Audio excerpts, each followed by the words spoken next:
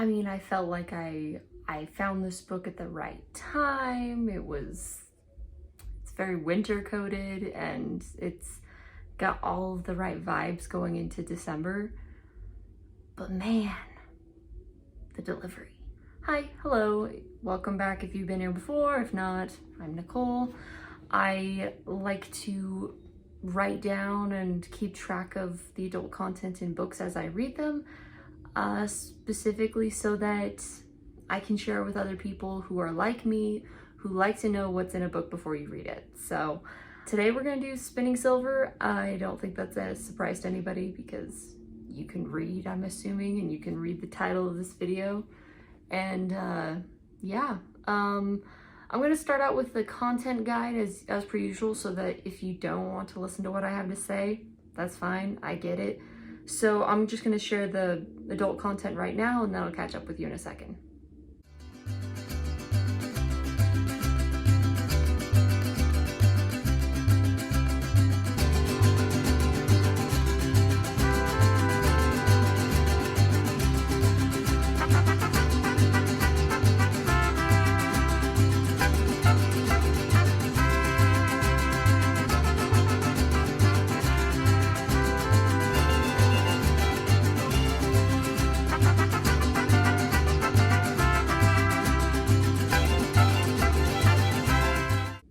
Right, so this is a very unique book in terms of language and profanity, because the only swear words, even the most religious people I know probably wouldn't count it as swearing, and I imagine it's the same with this author and her background.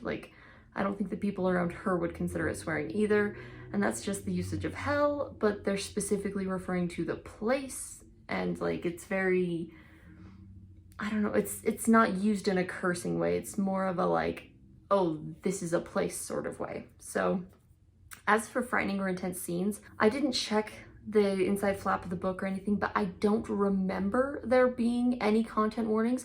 There were 3 title pages in a row, back to back. But, there weren't any content warnings about domestic abuse between spouses and a father to his children. And then the neglect and just horrible conditions that these kids are living in. And then also there's another father who is very neglectful in a different way of his child and kind of disapproving and just sort of cold and distant from their child, which is eh. And then a lot of the parents in this book were really just garbage. So you should know that when you go into it, there are so many people that are just garbage parents who are garbage to their kids and have no business having children, full stop. But they did in this story, so here we are. So you need to know there's domestic abuse in this before you do anything else. Yeah, I think the most intense, frightening or intense scenes that you get would probably be between, oh, is his name Gallic, something like that. Anyways, the father who's really abusive to his kids, and he's got a bunch of them, that is going to be the most intense stuff you're going to see, I think. And then something else you need to be aware of that I forgot to mention a bit sooner is there's infant death, and then there's a mother who dies from childbirth, and if that's something that's sensitive for you, you should be aware of it. But that family and their trauma is the main thing you need to be aware of. Oh yeah, another thing that was a little disturbing is there was a mention of families in this town having to eat their pets in order to survive, because the winter is just going on and doesn't look like there's an end in sight. So you need to be kind of aware of that. Yeah, and then the violence, I would say, it's funny. The author was very gun shy on 2 things, and that is any form of sexual content and swearing. Those were both non-existent. But then the frightening or intense scenes and then the violence and gore, I feel were a bit stepped up, and probably those were the reasons why this is counted as an adult novel. At least I think it is. But yeah, there's all sorts of wild stuff going on. There's some dude who likes to kill squirrels and play with their little dead bodies, which is gross. There's a dude who gets frozen to death so badly and It's kind of like Thanos doing the snap, except for worse. It's just really disturbing, so be aware of that. But even so, with all these things, I wouldn't put it above a moderate. I would put a moderate on both frightening or intense, and violence and gore, and then language and profanity is practically nothing. So you deal with that how you want. The most you get really in sexual content is, you know, you have a little bit of sexual assault, or not sexual assault. Well, I don't know if it counts as assault or harassment, because like they did touch the person against their will, but it wasn't like, but it, you know, it's like a boob grab and a bum smack. Like, so it's very quick and it's not lingering and super duper invasive, to be extremely scientific with my wording. So yeah, that's in there. And then there's this moment where a dude has to be washed by serving girls, even though he is a full-grown man and he is perfectly capable of washing himself. Apparently we need the women to come in and wash him. And this was something that was weird to me, right? So when the man is bathing and his wife is in the room, they haven't consummated their marriage or anything. They don't really like each other. Like, she sticks around and she's just kind of like, you know, avoiding looking at him. But, you know, if she does look at him, he doesn't really care.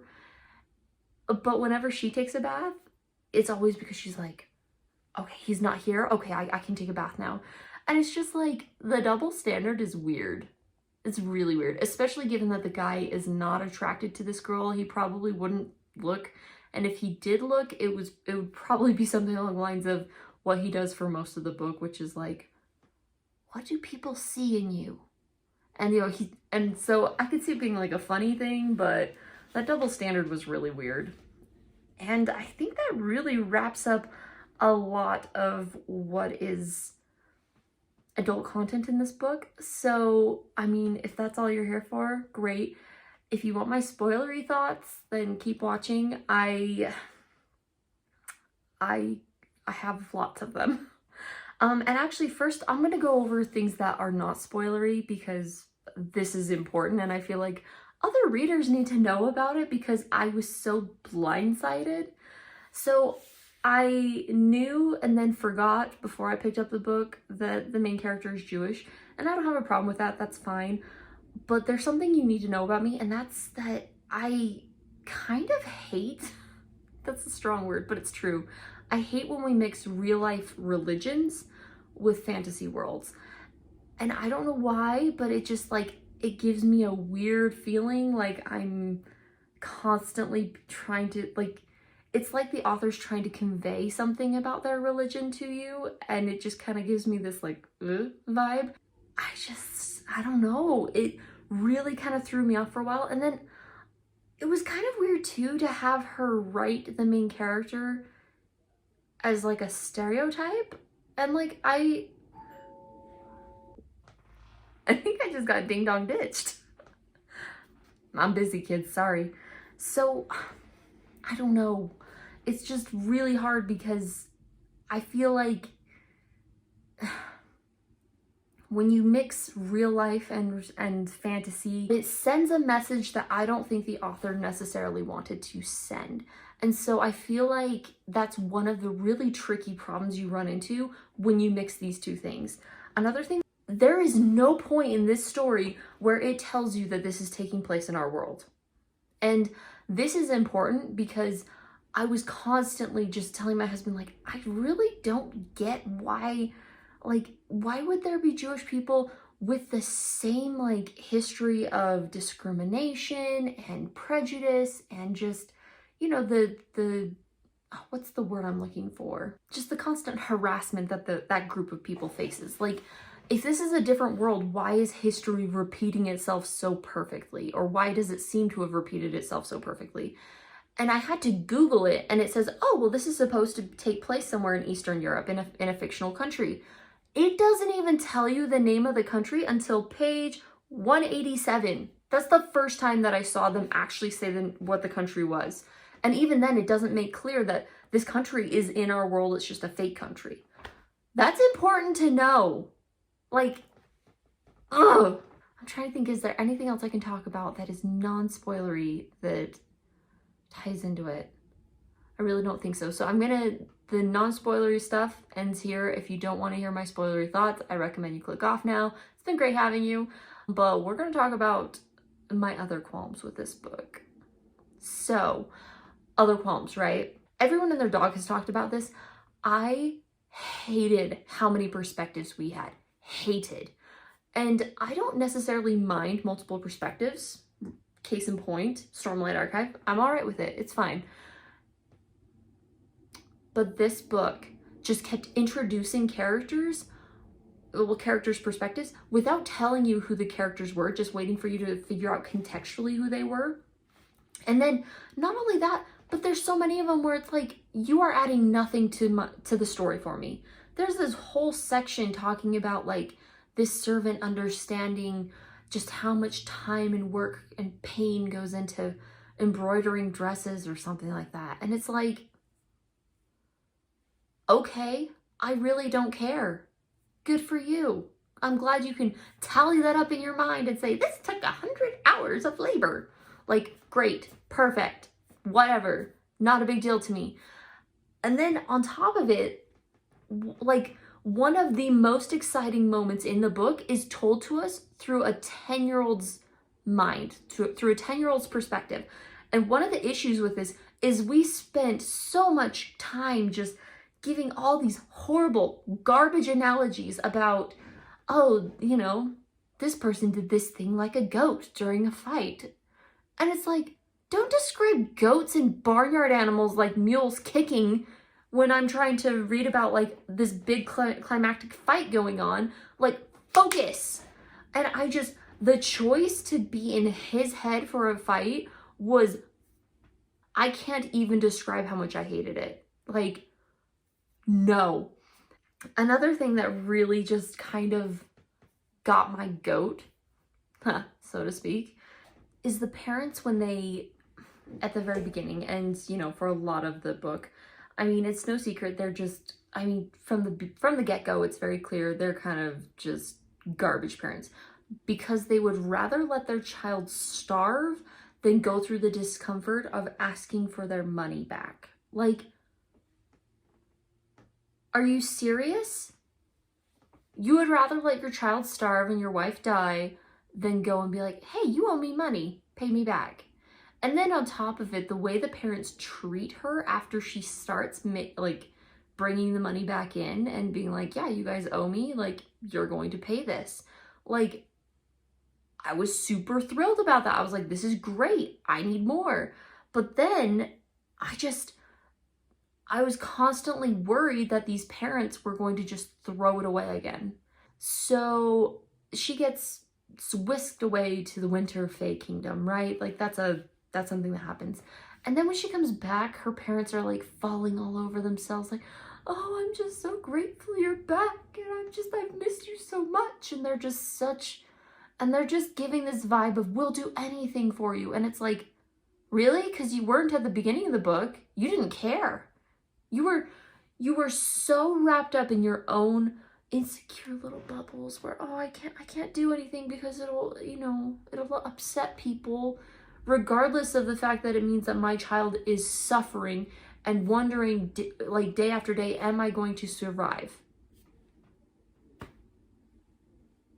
Nope, but it's fine. It's fine. They taught her about Judaism, so that's all that matters. That's all that matters as a parent. And then another thing that drives me nuts. So when we're in the Winter Kingdom, there's just no dialogue. You're just stuck in her head the entire time, and that's it. Like, we aren't given a real chance to learn anything or develop feelings towards the people who live there and the Fae. Not at all. There's so little dialogue, and it's honestly kind of infuriating because it's like, how can you build a relationship off of this? You can't. And also, like, I'm trying to figure out what order to talk about these in because they're all just so complicated.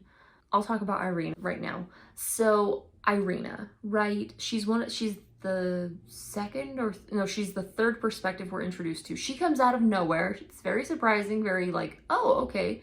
And she's very much described as like, she's just kind of whisked away into her tower. She's not really allowed to read books unless her dad's gone. And her life is very limited and she's got lots of things going on, right? Like, it's hard. Life's hard.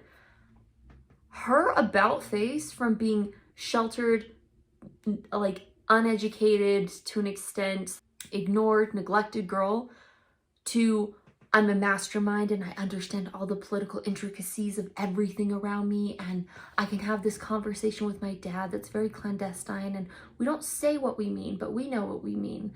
And I really liked the conversation between her and her dad, but it came out of nowhere. Like, she was not some great mastermind before she got married, but as soon as it's required of the plot, she is. And no, I'm not here for it. And then going on with with Miriam, who's the main character. I probably should have mentioned that sooner. But the main character being in the Winter Kingdom with the Winter Fae, she spends all this time with them and she's their queen because she's got a proven ability to turn silver into gold. And they're like, oh, this is dope. And she convinces them to go to like this party and she escapes, right? That's like the thing, is that she kind of escapes her husband's grasp because she outsmarts him and she makes it out into the real world. And then like one of the first things she does is melts down her crown from the Winter Kingdom and makes it into something. I don't know. I don't even remember. I think she like traded it away for just whatever she could find. And I think if I remember right, it said like she didn't care if it was a good deal or not. And I just, all right, okay, sure. But like, and then the same thing with her dress. It said that she was wearing like one of the most magnificent dresses that they'd ever seen. And she just sells it to someone because she's like, oh, I don't care. Here, take it. And I'm like, this ties into my thing. We talked about it before. We talked about it with, what was it? Oh, I remembered what it was. It's when it's in Divine Rivals. It's a moment where people are forced to give away something of value, and I just thought that was ridiculous. It's this idea of, well, if I want to be a humble, good person, I can't have nice things.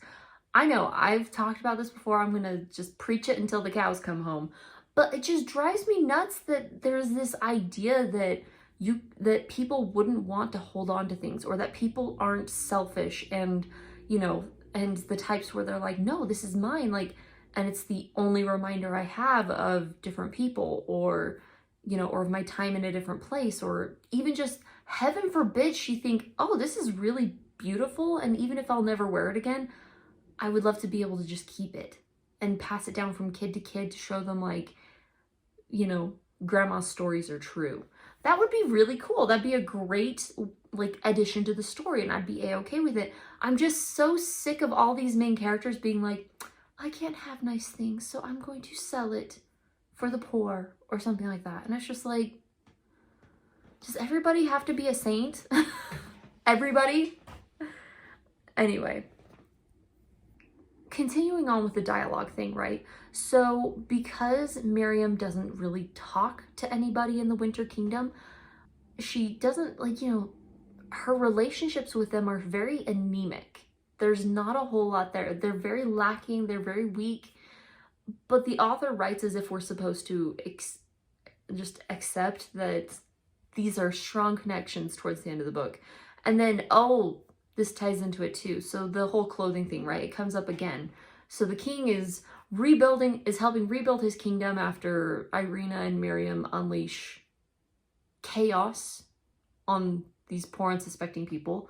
And the girl, and Miriam specifically thinks something along the lines of like, wow, he's wearing rougher clothing now than I've ever seen him wear. He's not wearing his usual finery. It's still pure white, which is reserved for royalty, but it's a little more roughly hewn. And it's just so nice to see him being a little more humble. And I'm just like, he's a king. Like, of course he's gonna be wearing like nicer clothing all the time. It's just what happens. So anyway, my phone is dying. I need to speed this up. And then anyway, so it's just weird that that's the connection between them. Not talking, just, oh, I see that he's dressing differently and that's changing my feelings towards him. Really? And then, okay, so my husband and I, we live in Utah, right? And I was talking to him about this, and we both agreed that, so at the end of the book, Miriam basically tells the Fae King, because he's like, I would really love to court you. Like, I genuinely like you, and I know your value now. I want to court you. And she basically tells him, like, only if we get married by the customs of my people. And we agreed that was, like, if this book were written with, like, a Mormon main character, and at the end she's like, the only way I'll marry you is if I get married in the temple, it would be so cringe. And it felt so cringe to me because, like, as a Fae King, I feel like he's his own kind of form of deity, especially to his people. So the idea of him converting, or even just like participating in another religion's like ceremony, is just weird. I don't know. It just gave me weird vibes. And it goes back to that thing of, I don't like mixing real life religions and fantasy. I feel like there's just something there that is always going to run amok, and not in a good way. So yeah. And then also, final thing that I want to complain about, I really hate that the parents are bleeding hearts for every little charity case that comes their way. And then as soon as their daughter says, hey, I need to go save these people, otherwise they're going to die, they're kind of like, well, are you sure you need to go? Like, do they deserve saving? And it's like, the bleeding hearts are saying that genocide is okay?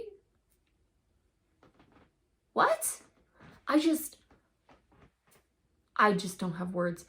Something interesting is that I've heard, one of the things that I've read online in like Goodreads and seen in reviews is a lot of people seem to say that, like, if you love Spinning Silver, you hate Uprooted, and then vice versa. If you hate Spinning Silver, usually you'll really like Uprooted. So maybe I'll give that a try, just because I'm very curious, like, that trend is so strong. And I think why I feel so passionately about this book is I really liked it. It had so much potential. And I feel like it got squandered and thrown away in a lot of points. So sorry, guys. Okay, vlog style for a second, because I just barely had a thought of one other thing that I really loved. And I feel like I didn't talk enough about the things that I did enjoy about this book, but frankly, the other things distracted too much for me to focus too much on the good. But one thing I did like is there's this one quote where this guy says, I set no limit on my pride. Hilarious. I need that on a t-shirt. And then one last point that I think would have that this book really would have benefited from if they would have done this is, how cool would it have been if, you know, Miriam goes from this town where everybody kind of hates her and they don't really treat her or her family well. They all kind of look at them with scorn and this feeling of like, ugh, you grubby moneylenders, like all you care about is yourself. It doesn't matter if you have to make people bleed to get your money, you'll do it. And like, it's really kind of, you know, not great. Anyways, the people where she lives, in addition to the climate, are very cold. And I told my husband, how cool would it have been if instead of what they did do with the whole Fae thing is she goes away to the Winter Kingdom, and then she finds while she's living there that the people and their home are freezing, but their hearts and the way they feel about each other and the way that they protect each other and their sense of community and everything is just white hot. Like, that would have been so much cooler, I think. Like, I think it would have been amazing if, you know, she found this irony that the people that we believe to be the coldest are actually the warmest. Like, that would have been really neat. And I think too, it would have been really interesting to see that she gets along really well in a fae society because she understands bargains really well. And so this idea that, you know, everybody is in a way trustworthy as long as you're making a bargain would be so fascinating to see. That she's like, I know I can rely on these people, unlike the people in my world, because when they give their word is law. And I just think that would have been so cool. But it didn't happen.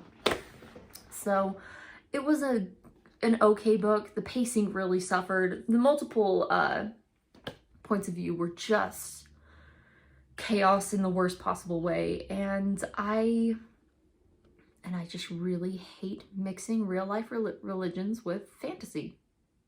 I think that's just something we've established. I also hate mixing like real world stuff with fantasy. You can see that in my This Vicious Grace review. I talk about how the Italian influence is cool to a point, but then after a certain point is just distracting. So anyway, if you picked this up, I hope you like it more than I did. And if you didn't like it, then maybe you should check out Uprooted. I might, we'll see. But anyway, whatever you're reading, happy reading.